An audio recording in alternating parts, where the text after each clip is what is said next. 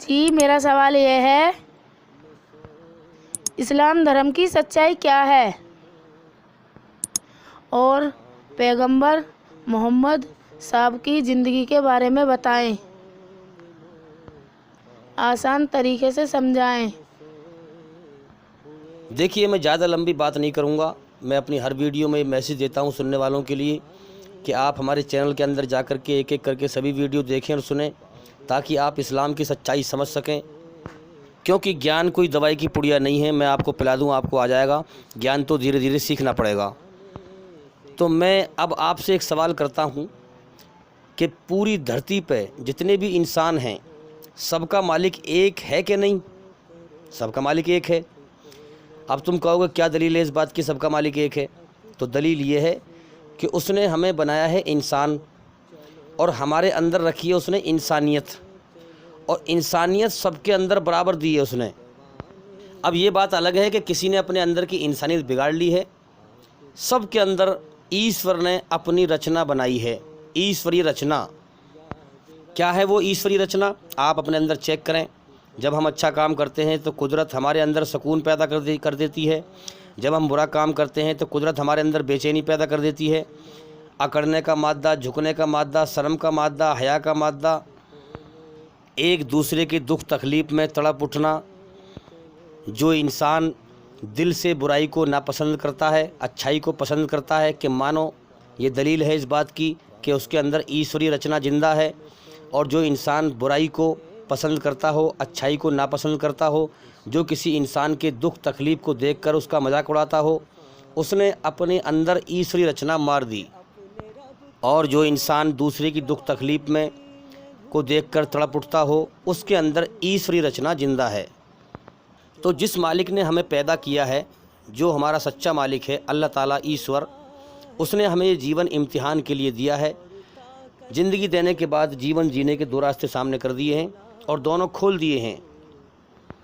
چاہے ہم اکیلے میں یا کھل کر اچھائی بھی کر سکتے ہیں اور برائی بھی کر سکتے ہیں، لیکن اس اللہ سے، اس ایشور سے کچھ بھی چھپا ہوا نہیں ہے۔ اب اس نے جیون کا ہمیں سمے دے دیا ہے اور ہمارا امتحان لیا ہے۔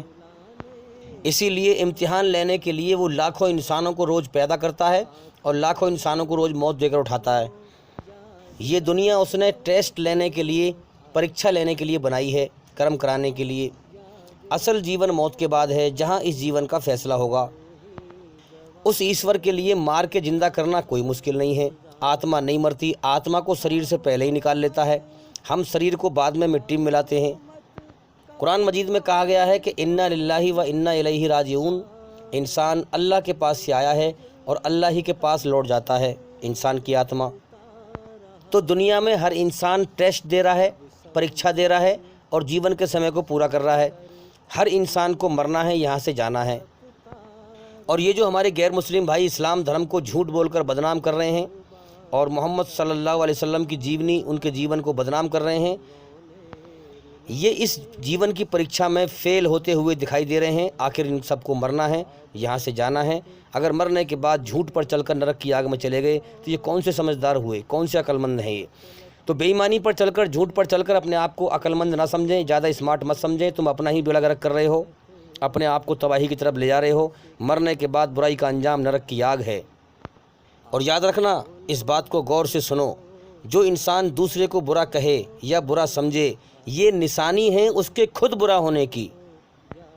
کسی کے برا ہونے کے لیے اتنا ہی کافی ہے کہ وہ دوسرے کو برا کہے، برا سمجھے۔ اچھا انسان کسی دوسرے کو برا نہیں کہتا، بلکہ اپنے اندر وہ برائی ڈھونڈتا ہے، اپنے جیون کو سدھارتا ہے، اچھائی پہ چلتا ہے۔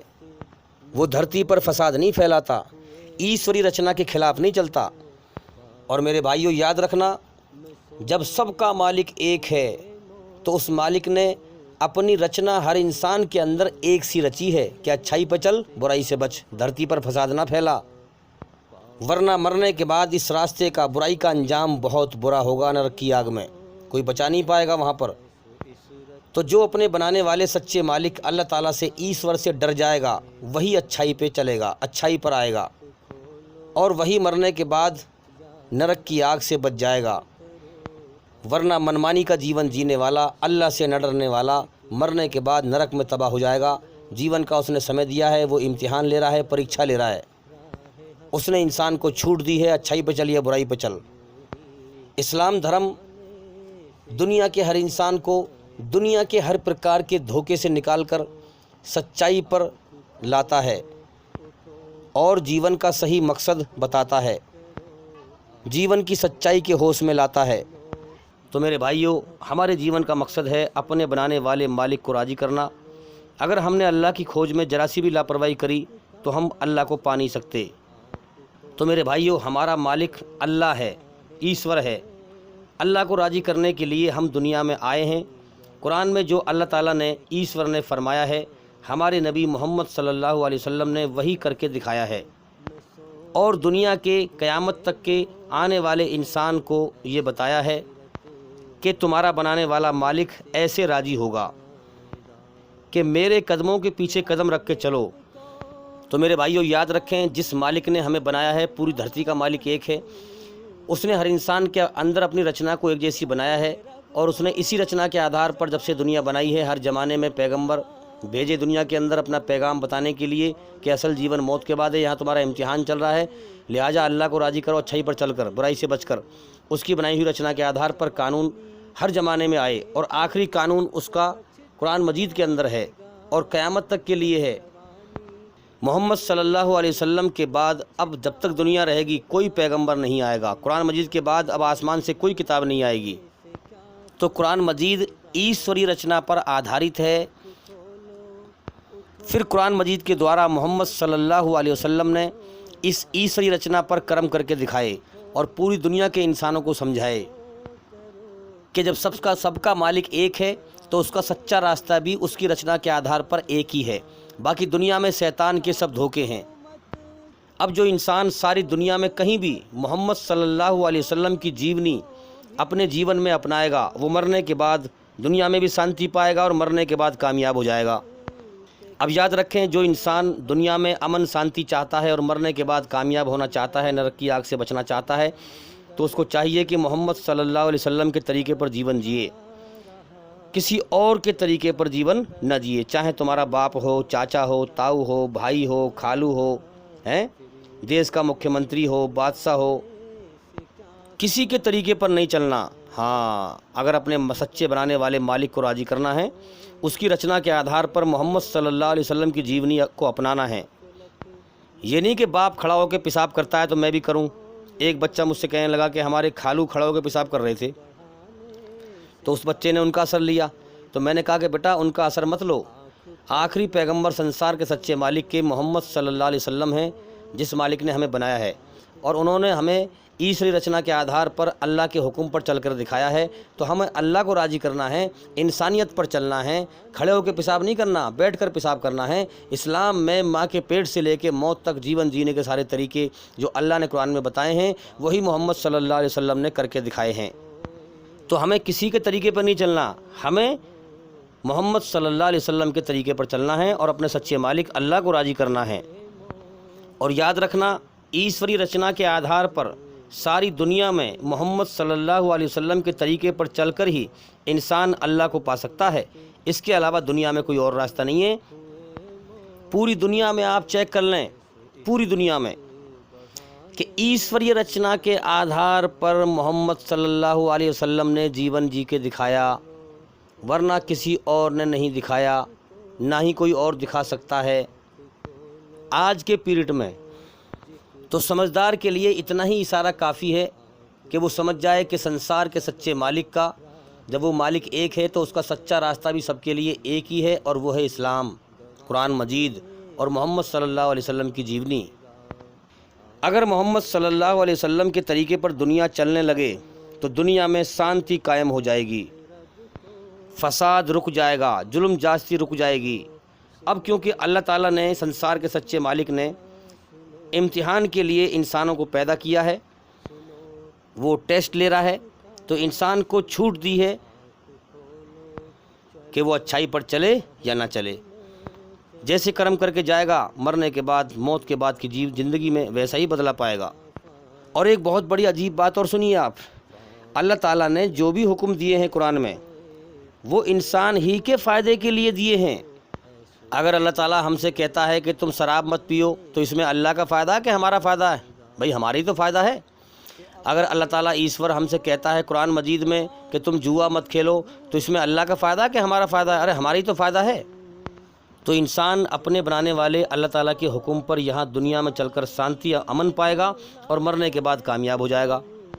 تو بڑا بدبخت ہے وہ انسان، بڑا بدنصیب ہے وہ انسان، بہت ہی برا ہے وہ انسان جو محمد صلی اللہ علیہ وسلم کے طریقے پر چل کر، اپنے سچے بنانے والے مالک کے حکم پر چل کر دنیا میں امن شانتی حاصل نہ کرے اور دنیا میں امن شانتی سے جیون نہ گزارے اور مرنے کے بعد سورگ میں نہ جائے، جنت میں نہ جائے، نرک میں جھونک دیے جائے۔ تو میرے بھائیوں، اللہ تعالیٰ نے ہمیں اپنے لیے بنایا ہے تاکہ اب دنیا میں جو ہے اس کی بھکتی کریں، اس کی پوجا کریں، اس کی عبادت کریں، اس کو پہچان کر، اس کے حکموں کو جان کر اسے راضی کریں اور مرنے کے بعد ہمیشہ کا جیون جنت کو حاصل کریں۔ اس دنیا کے پیچھے نہ پڑیں۔ اس دنیا کی حقیقت یہ ہے کہ یہاں کتنے لوگ روز مر کر بچھڑ رہے ہیں، کتنے لوگ روز مر کر ہم سے بچھڑ رہے ہیں، اور تم دنیا میں دل لگائے پھر رہے ہو ہیں۔ ارے اللہ سے دل لگاؤ، اس کی طرف لوٹنا ہے مر کے۔ تو میرے بھائیو، قرآن مجید میں سب سے پہلے کہا گیا ہے الحمدللہ رب العالمین، ساری تعریفیں اللہ کے لیے ہیں جو سارے جہانوں کا پالنے والا ہے۔ تو اس لیے ہم اللہ تعالیٰ کی تعریف پر راضی ہو جائیں تاکہ وہ ہمیں روشنی میں لائے، اپنے گھمنڈ کو مٹائیں۔ گندگی سے بنا ہوا انسان اللہ کو بھول کر اپنی تعریف پر گھمنڈ کرنے لگے تو یہ اللہ کی نظروں میں گر جاتا ہے، کتا، سور، خنزیر سے بھی بدتر ہو جاتا ہے، اور اللہ اس کو سچائی سے اندھا کر دیتا ہے۔ پھر یہ سچائی کو دیکھ کر بھی اندھا ہوتا ہے، اپنے سامنے ہزاروں انسانوں کو مرتے ہوئے دیکھے گا لیکن اپنی موت سے بے خبر رہے گا، دنیا کی حیا مایا میں ہی لگا رہے گا۔ اتنی بڑی کائنات چل رہی ہے، یہ کہے گا کہ اس کائنات کا کوئی مالک نہیں ہے، سچائی سے اندھا رہے گا۔ انسان کی اوقات یہ ہے کہ یہ گندے پانی کے قطرے سے بنا ہے، ویریے سے بنا ہے، اور ماں کے پیٹ میں گندا خون کھا کھا کے جیتا رہا، دنیا میں چل رہا ہے تو لیٹرنگ پیشاب گندگی پیٹ میں لیے گھوم رہا ہے، اور مرے گا تو مٹی میں مل جائے گا۔ یہ انسان کی اوقات ہے۔ ویریا، گندگی کبھی بھی تعریف کے لائق نہیں ہوتی، یاد رکھیں۔ گندگی کی تعریف کوئی نہیں کرتا۔ جب انسان کی شریر سے آتما نکل جاتی ہے تو انسان ایک لوتھڑا پڑا ہوا رہ جاتا ہے۔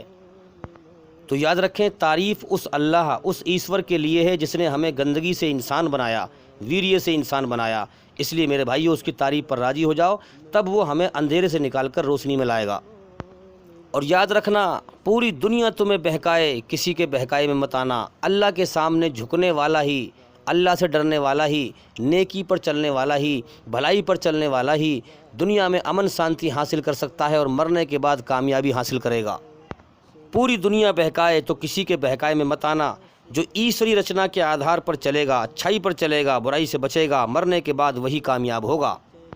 تو کسی کے بہکائے میں مت آنا، مرنے کے بعد نیکی ہی کام آئے گی۔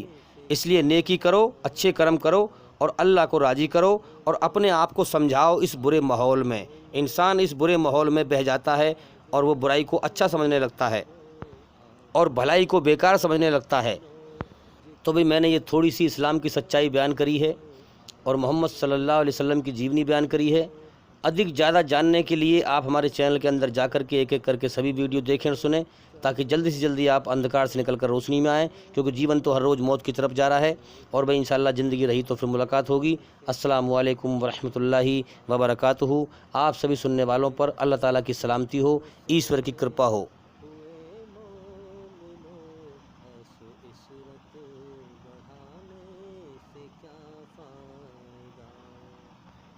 کہ اپنے رب کو جوانی میں بھولا ہے تو، کہ اپنے رب کو جوانی میں بھولا